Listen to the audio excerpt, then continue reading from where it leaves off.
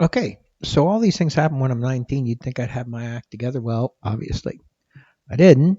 Um, yes, things went well for me in life, but it was a struggle. I mean, most until I was 40 years old, I was taking depression medication all the time, all that type of stuff. It was still a struggle. Um, but then one day in February in 2003, I was 40 by then. My life took a different direction. You see, that day it was a cold winter day, and I was sitting in my van in a deserted state park parking lot. Um, I know that because the van spelled brand new, and I just bought it, paid cash for it because I was a very blessed person. I was in there, and everybody at work thought I was out trying to sell something. Everybody, my wife at home thought I was at work, and I wasn't any of those places. I was in that van crying almost all day. And I had no reason to be crying. All right. I shouldn't say no reason. Everybody has some reason, but, um, you know, I was a partner in a wonderful business. I just bought a brand new van and paid cash for it. We had just moved into a new house about a year before that we had built, and it was a wonderful house. Nothing super extravagant, but it was nice.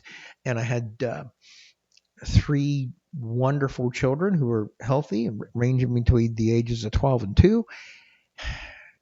And I was miserable.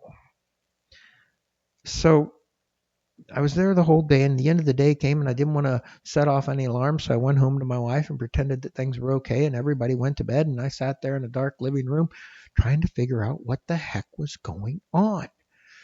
And I was thinking about things, and I just suddenly, I just looked around and I decided, my business partners at work, they deserved a better partner than this. And my employees, they deserved a better um, employer, a better boss than this.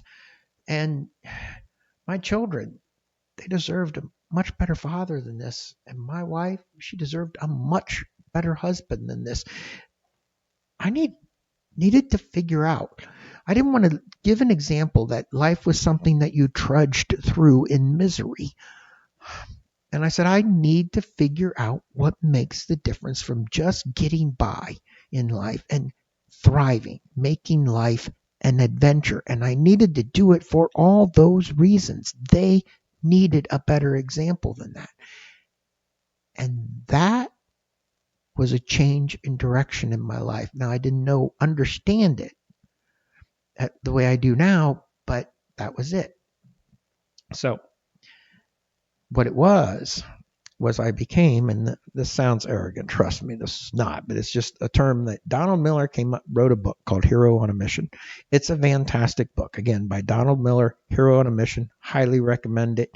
But there's this concept he came up with, and I'm going to share my screen so I can show it to you. All right. So he compares this to his life, a life to like a movie. He says every good movie, they have these four characters, and then some people move from one character to another. And I'm using Star Wars, obviously, as the example here. And as you go through life, we move, but depending on which direction you're going, changes how your life turns out.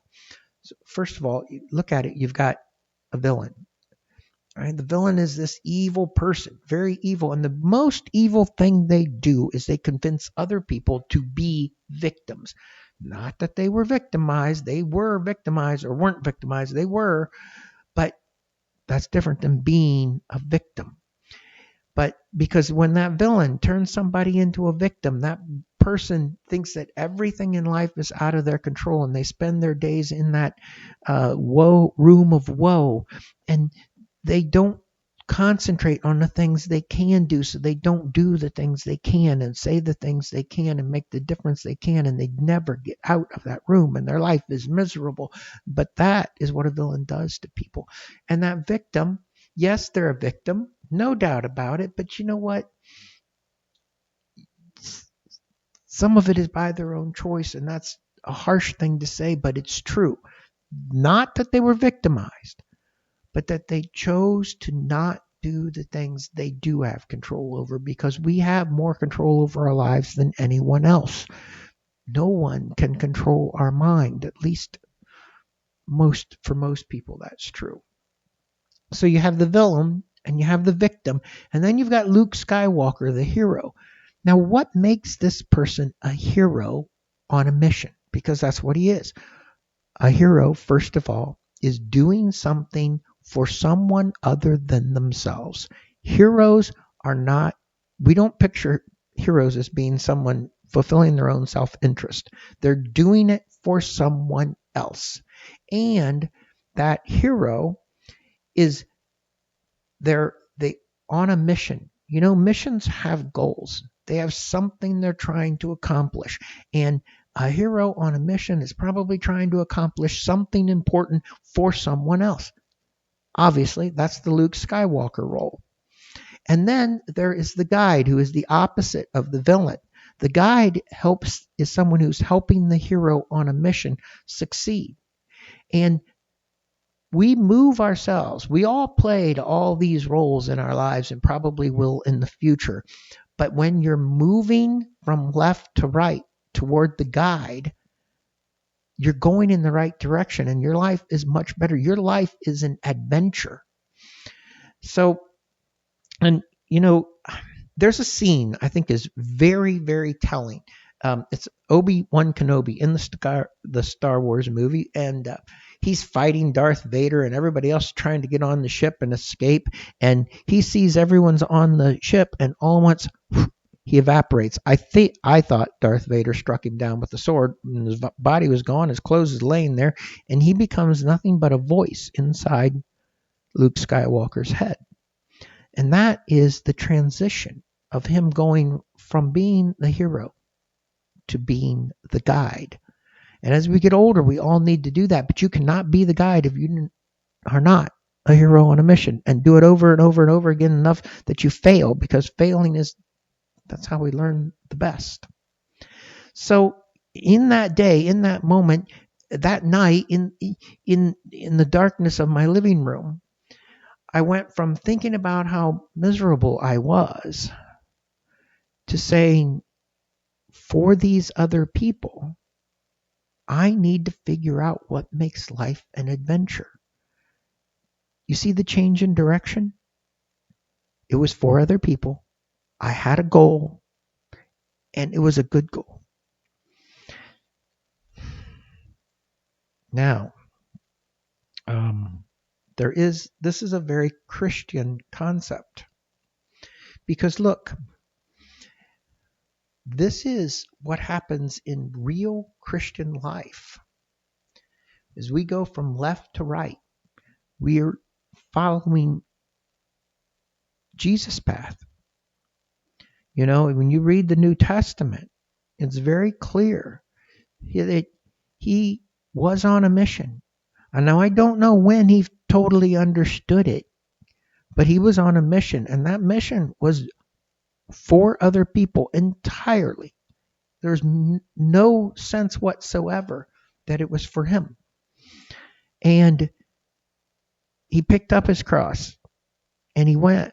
And then at some point, you know, he died on the cross. He rose from the dead. Then he went to the heaven, and he sent us his Holy Spirit, the guide.